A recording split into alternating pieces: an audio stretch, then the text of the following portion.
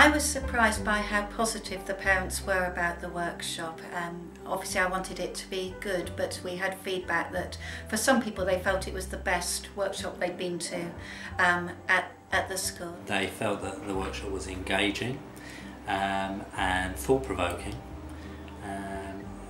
Some of them said that there was a very clear message based on your own personal experience, and everyone thought that it was very entertaining and really well presented. I think that was because they felt relaxed and they felt valued, and they felt that it really empowered them to support their children. Lots of parents thought it was good. Some of them thought it was not just good, but it was really worthwhile coming to as a parent, and would have recommended it to other parents for sure. It was good to do it with primary children. We have invited parents from year 3 upwards because I think it helped people prepare and get their mind ready long before their children transferred to secondary school. I remember really well, and I really liked the parents introducing each other.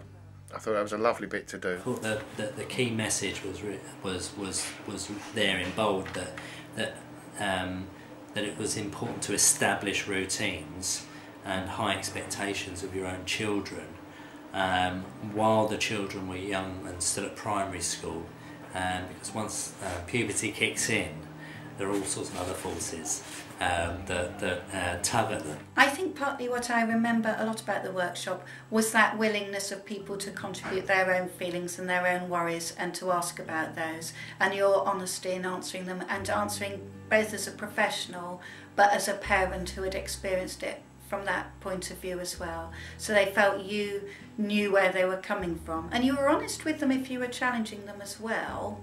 So you didn't just give them just set answers that they might want to hear, but you gave ones that they felt they could build on and take away.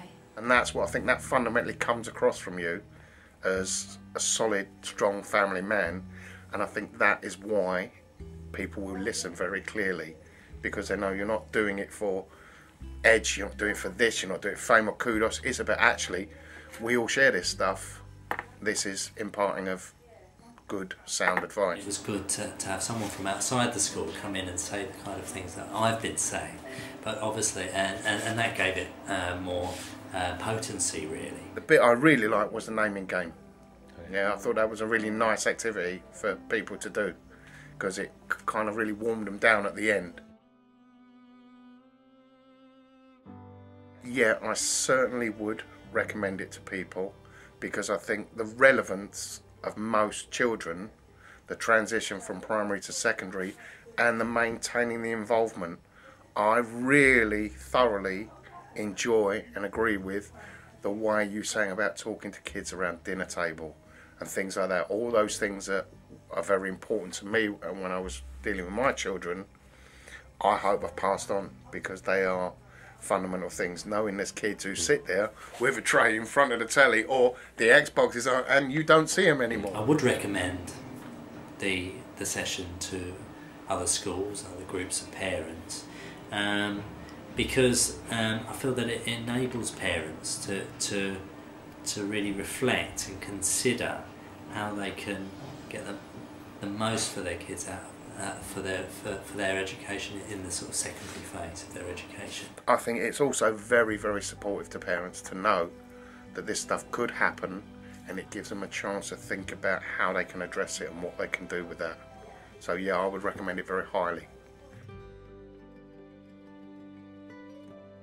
The most important thing for me was that clear message that getting children into routines and keeping them there, so that they're not having to think, oh, shall I or shan't I? It's just automatic. And they're able to put all their energies into the learning, rather than things being so sort of unpredictable in their lives.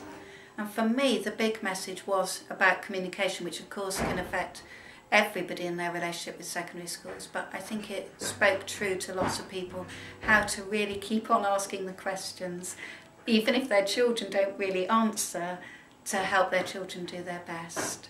I think some parents, that they sort of, everything goes perfectly well in primary, but they don't really stop to consider how to prepare their children for the sort of transition to secondary, and then it's a couple of years in and they wonder why things are not going well, things are going wrong, children are becoming disengaged and have lost interest in their own learning, losing their ambition for their future. That's what I mean. I think it's very, very poignant. It doesn't necessarily hit people at the time how poignant and relevant it is to things that are coming. Right. I think the longer you think about it and explore other avenues, more and more things occur to you. I think as a one-off, I think it was nice and self-contained, and that was what some of the parents then wanted to do. Was some of the parents went off to look for Saturday schools or for specific support for their children.